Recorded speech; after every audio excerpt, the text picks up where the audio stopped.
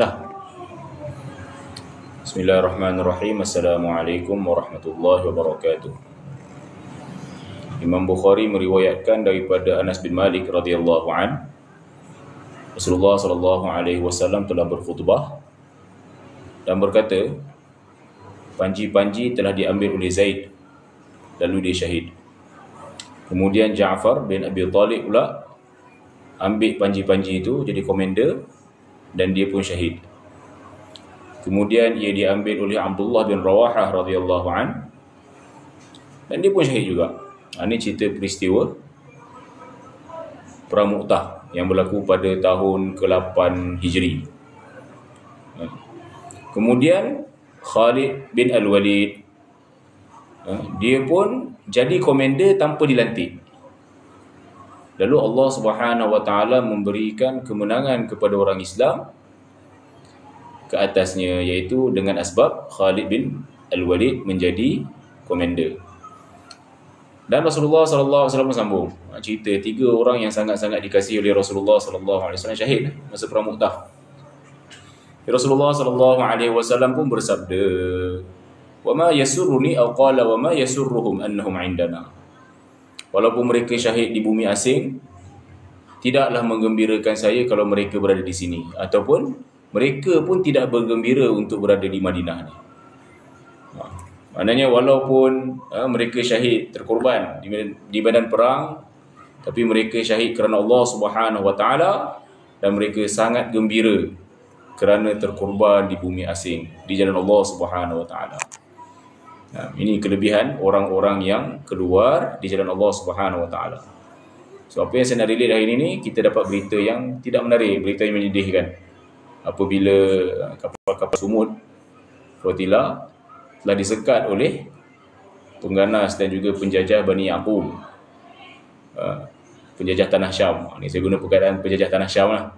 Satu benda yang saya nak ingatkan, saya personally tidak gemar menggunakan perkataan Israel, tapi saya lebih gemar menggunakan perkataan Bani Israel. Israel ni nama Nabi Ya'qub. Jadi kadang-kadang orang tak nak bagi dia punya posting ataupun videonya tu disekat oleh media-media barat ni ataupun media sosial barat ni, so diorang pun tukar ejaan. Itu ini begitu begini, tukar-tukar sikit lah. Tapi saya personally saya guna Bani Ya'qub je. Guna Bani Ya'qub. Dan pasal Israel tu nama seorang Nabi, dan yang dikutuk oleh Allah Ta'ala ialah keturunannya. Jadi ada baiknya kita letak Bani kat depan tu. Dalam Quran pun tak ada kata Israel macam ni. Yang katanya Bani Israel macam tu, Bani Israel macam ni. Anyway, my personal feeling, adalah ustaz-ustaz dan ulama' lain yang cuba justify. Tak apalah, mereka ikut pandangan mereka, saya ikut pandangan saya. Okay, anyway, so penjajah tanah Syam ni, mereka telah menyekat bantuan kemanusiaan. Di antara yang ditangkap dan ditahan ialah orang-orang Islam sendiri, bahkan daripada negara kita sendiri. So, ini satu kesedihan lah. Apabila mereka tanpa sebarang kesalahan, tanpa sebarang dosa, disekat daripada memberikan bantuan kemanusiaan kepada orang-orang yang dizalimi. So this is a very saddening day. Tadi ada pelajar saya tanya saya apa pandangan saya, dan saya benda yang terlintas dalam hati saya ni apa dia? Apa yang disebut oleh Nabi sallallahu alaihi wasallam, antara benda yang dipelajari oleh orang ramai daripada kenabian yang pertama, satu benda yang daripada Nabi Adam ajar sampai ke hari ini. Idza lam tastahi fasna' ma syi'ta. Bila kamu tak malu, buatlah apa yang kamu nak buat. Kita tengok, walaupun satu dunia tahu pembunuhan besar-besaran yang berlaku di tanah Syam, di bumi Qudus, semua orang tahu. Dan semua orang tahu bahawa alasan yang cuba diberikan oleh Bani Ya'qub ni semuanya tak masuk akal. Tapi mereka tetap tidak malu. Mereka biarkan saja bila satu dunia tengok kami jahat. Kami tak peduli. Ini nak kata jati di personality mereka. Semoga Allah Subhanahu wa taala menyelamatkan kita daripada bersikap sedemikian. Malulah dekat Allah Ta'ala, malulah dekat orang ramai. Reputasi itu penting, termasuk dalam maqasid syariah. Dan doa kita ni sentiasa bersama-sama dengan orang-orang yang bertukus lumus dan sanggup mempertaruhkan nyawa mereka untuk memberi bantuan kepada mangsa-mangsa tanah Syam. Jadi ada yang ditangkap, ada yang ditahan, ada yang putus, yang mana putus tak dapat nak dijejaki, tak tahu apa jadi. Dan saya anggap bahawa tak apalah, inilah saham mereka. Mungkin kalau ada di antara mereka yang terkandas dan tersekat di sana, dan Allah Subhanahu Wa Taala akan memberikan ganjaran yang begitu besar kepada mereka di atas pengorbanan mereka ini dekat tanah asing, disekat oleh orang jahat, tapi mereka dan mungkin tak nak ada kat Malaysia. Seperti mana Nabi SAW sebut dengan 3 sahabat Mu'tah tu kan, mereka pun kalau boleh tak nak ada kat sini. So kita ini kan hidup kan, tidur lena, makan kenyang kan, hidup selesa. Dan mereka kat sana mungkin susah payah, tapi mereka tetap juga berada di sana, dan mereka tak nak berada di sini tak kala saudara sama kita sedang mati kebuluran, mati dibunuh, disekat dan dilayan seperti jauh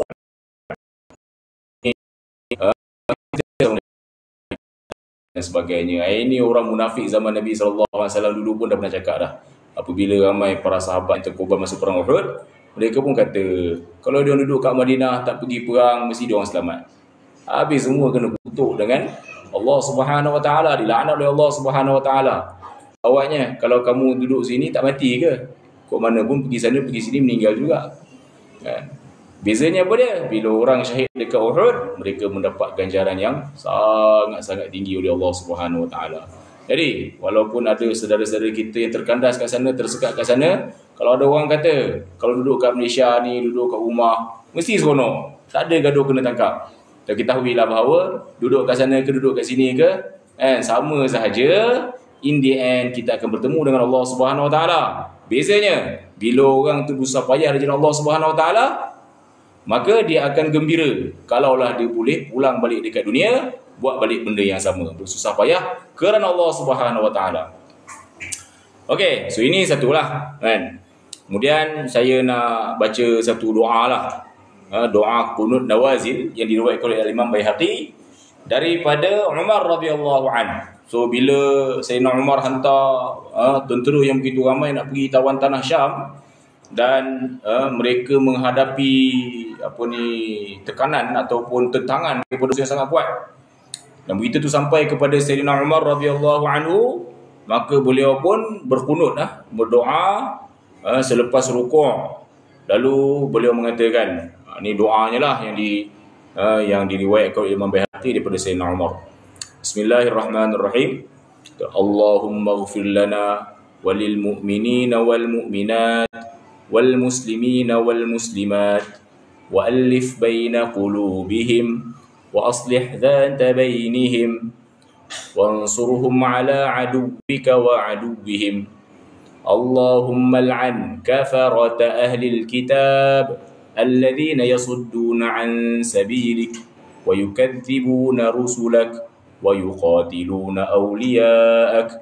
Allahumma khalif baina kalimatihim wa zalzil aqdamahum wa anzil bihim ba'saka alladhi la tarudduhu 'anil qaumil mujrimin. Ini doa qunut nawazil ataupun qunut nazilah yang dibacakan oleh Sayyidina Umar radhiyallahu anhu pada waktu subuh. Jadi apakah dia punya makna walil mu'minina wal mu'minat?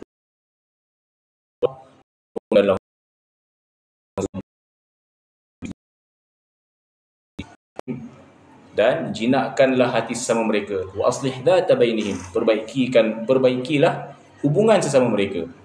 Wansurhum ala aduwwika wa aduwwihim, dan bantulah orang-orang beriman ini untuk menang melawan musuhmu dan musuh mereka. Ya Allah, laknatlah orang-orang kafir harbi daripada ahli kitab yang cuba menyekat daripada jalanmu dan mendustakan rasul-rasulmu dan memerangi kekasih-kekasihmu. Ya Allah, letakkanlah perbalahan antara kalimah mereka. Biarlah mereka ni berperang satu sama lain, bergaduh sama sendiri. Maknanya antara kafir ni, orang kafir Al-Kitab yang harbi ni, biarlah mereka bergaduh sama sendiri. Dan gegarkanlah kaki-kaki mereka, dan turunkanlah azabmu yang tidak engkau tarik balik ke atas kaum yang berdosa ini. So, ini doa kita. Apa-apa doa pun boleh, selagi mana orang tu dia doa daripada hati dia, dalam bahasa Arab ke, dalam bahasa Malaysia ke, dalam bahasa Inggeris ke, selagi mana orang tu doanya datang daripada hati, Allah Subhanahu Wa Taala akan menerima doa mereka. Dan seperti mana yang telah disebut oleh Nabi sallallahu alaihi wasallam, ittaqi da'watal mazlum, berhati-hatilah dengan doa orang yang dizalimi. Kenapa? Kerana antara doa itu dengan Allah Taala tiada hijab. Semoga Allah Taala memberikan semua yang terlibat dalam misi sumuk ni, misi kemanusiaan ini, semoga Allah Ta'ala memberikan kekuatan kepada mereka. Semoga Allah Subhanahu Wa Ta'ala mengurniakan istiqamah kepada mereka. Semoga misi mereka berjaya. Semoga bantuan sampai kepada yang selayaknya. Semoga yang cuba menggagalkannya gagal di dunia dan gagal di akhirat. Semakin mereka menzalimi orang Islam, semakin Islam tu dikenali oleh semua orang. Kalau ikut data ni, makin ramai orang masuk Islam semenjak pembunuhan beramai-ramai yang berlaku di tanah Syam, di bumi Kudus. Dalam hadis Nabi kata apa dia? Allah Ta'ala boleh je menguatkan agama ni dengan disebabkan oleh lelaki yang fajir. Orang jahat pun, kerana orang jahat, agama jadi kuat. Jadi dekat tanah Syam, orang Islam dibunuh beramai-ramai. Dekat tempat lain semua orang start masuk Islam. Ni. Yuriduna liyutfi'u nurallah. Mereka cuba nak memadamkan cahaya Allah Subhanahu Wa Taala, tapi Allah tetap akan menyempurnakan cahayanya. Walaupun orang kafir, orang zalim, walaupun orang musyrik, musuh-musuh semua ni tak suka sekalipun, Allah Taala tetap akan menyempurnakan cahayanya. Semoga Allah guna kita untuk nak menyebarkan agama. Sekali lagi, mari kita sama-sama mendoakan. Assalamualaikum warahmatullahi wabarakatuh.